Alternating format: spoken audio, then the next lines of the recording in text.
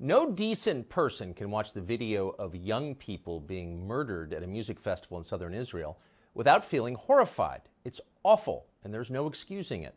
No matter what you think of Israel's policies in Gaza, you are not allowed to shoot people at music festivals. That's a crime. Israel has a right to respond to that crime and to defend itself. No one seriously contests that. The question for American policymakers, however, is what do we do next? How do we represent the interests of the United States in this chaotic moment? That's not a selfish question. It's the whole point of making policy for a country, to improve and protect that country. If you serve in the U.S. Congress or in the executive branch of government, you have a moral duty to think this way. It's your job. You serve the United States and its population. You have no moral authority except to the extent that you represent your fellow Americans. That's our system. It used to be obvious, but it's worth remembering now, because the conflict between Israel and Hamas could escalate into a war between Iran and its allies and the West. Once a war like that starts, you could easily imagine the use of nuclear weapons and all that entails. Millions dead, the collapse of the global economy. At the very least, you could see an unprecedented energy crisis here. Already gas in one Bay Area service station hit $7.29 a gallon over the weekend. If that trend worsens and persists, the United States, which is already, technically speaking, bankrupt, would plunge into depression. And no, it would not be like the 1930s. Close to 10 million people have come here over the last 3 years from the poorest places in the world. The overwhelming majority of them are on some form of federal subsidies. You wonder how that's going to work out when the U.S. government runs out of money. So there's a lot at stake in how we encourage Israel to respond to the horrifying Hamas attacks. Wisdom and long-term thinking are essential, but you will not be surprised to learn that is not what we are getting. Watch this person, for example, who happens to be the media's pick for President of the United States.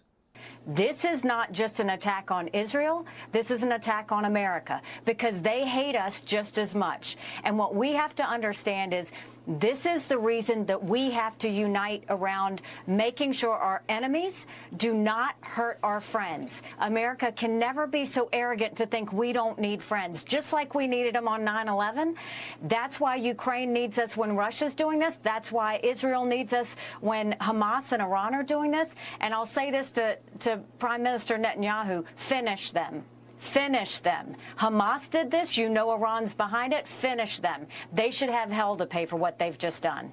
This was an attack on America, she says, when in fact it was not. And for that reason, we must, quote, finish Iran, a nation of nearly 90 million people. What are we watching here? This is not sober leadership. She's a child, and this is the tantrum of a child. Ignorant, cocksure, bloodthirsty. Yet no one in Washington scolded her for it.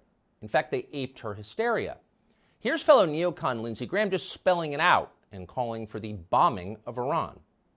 So I've been on the phone all day to the Mideast, and I've told our allies and people with connections to Iran, what I would do, I would tell Iran that if Hezbollah attacks Israel, we're going to come after you, the Iranians, and have a coordinated effort between the United States and Israel to put Iran out of the oil business by destroying their refineries. There are 4 major refineries in Iran. They're fixed targets.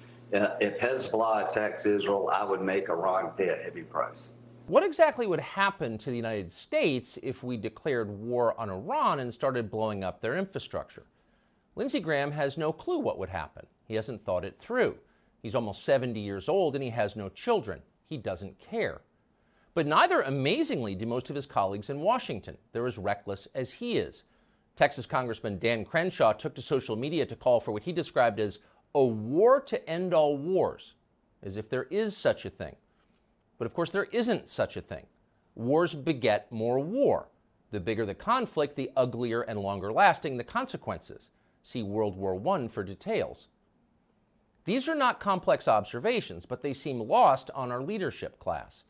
Alone among candidates running for the Republican nomination for president, Vivek Ramaswamy dared to suggest that actually going to war with Iran might not be in America's national interest.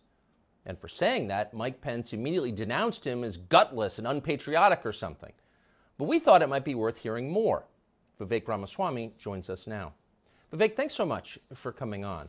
So if I'm reading this correctly, you suggested, while offering what seemed like real sympathy to the Israeli people, and to the many murdered there 2 days ago, you noted that maybe it's not in America's best long-term interest to declare war on Iran. Is that what you said? I actually said this long before this crisis, when people were thinking clear-headedly. And I just want to say a couple of things that are obvious but important, Tucker. I mean, what happened against Israel, you said it, I believe it. It is barbaric, it is medieval, it is wrong. And Israel as a nation absolutely has the right to self-defense, to its own national existence. And I think they should have our moral and diplomatic support as an ally. But there's one element of this that nobody's talking about. What the hell went wrong with U.S. and Israeli intelligence and the Israeli defense that allowed this to happen? Everybody seems to be punting that as a question for later.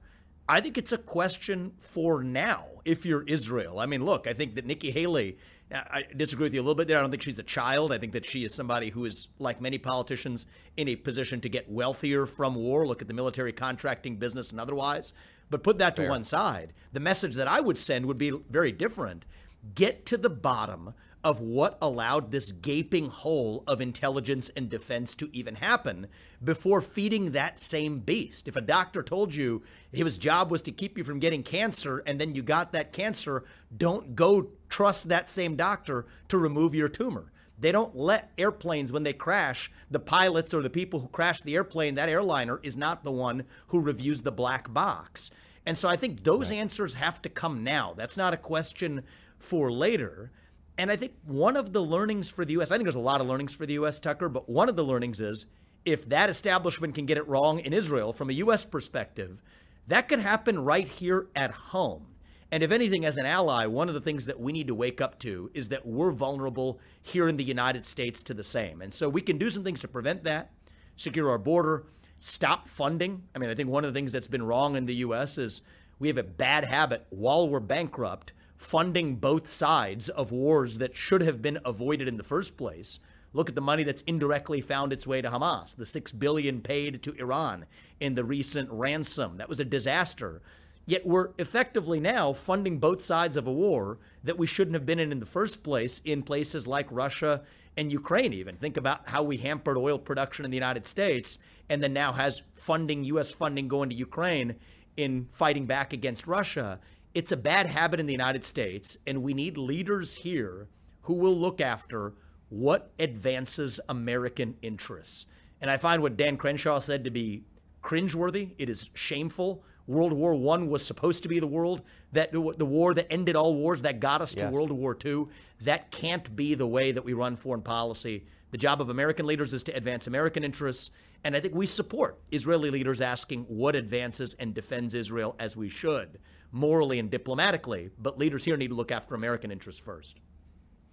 The conversation can't be limited to right and wrong. I mean, I don't think there's anyone defending the murder of concert goers in the Negev 2 days ago is, disqualified from, being taken seriously. Yeah. Of course, that's wrong.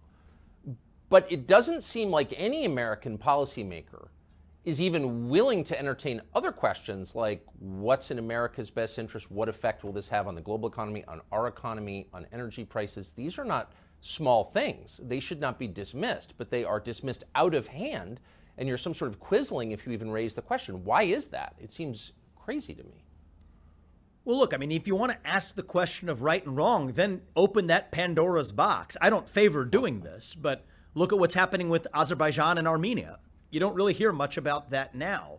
Why? Because Azerbaijan's lobby is about as effective as Ukraine's is in Washington, D.C. So this selective moral outrage, I do think is a problem. May I ask you to pause for just one moment there and just unpack that for viewers who are not aware of what you're referring to? Armenia, Azerbaijan, what is happening?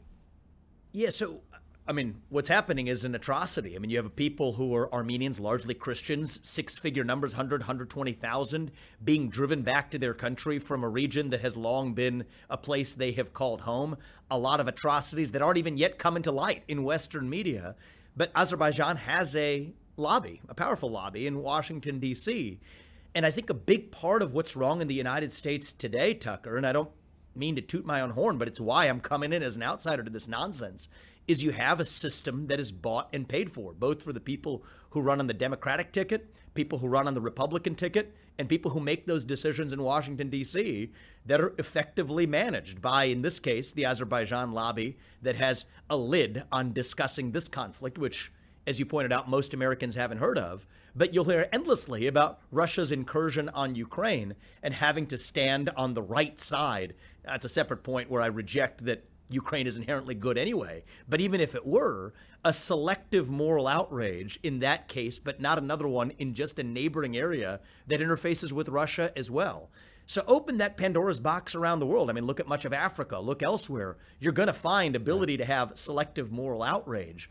But you only hear about it in certain selective cases that the media and the existing establishment in both parties deem fit for the American public.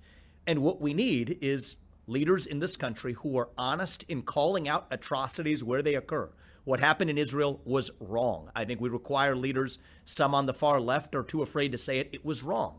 But at the same time, we need leaders on the right who are willing to say it in other places too, like what's happening in Azerbaijan and Armenia.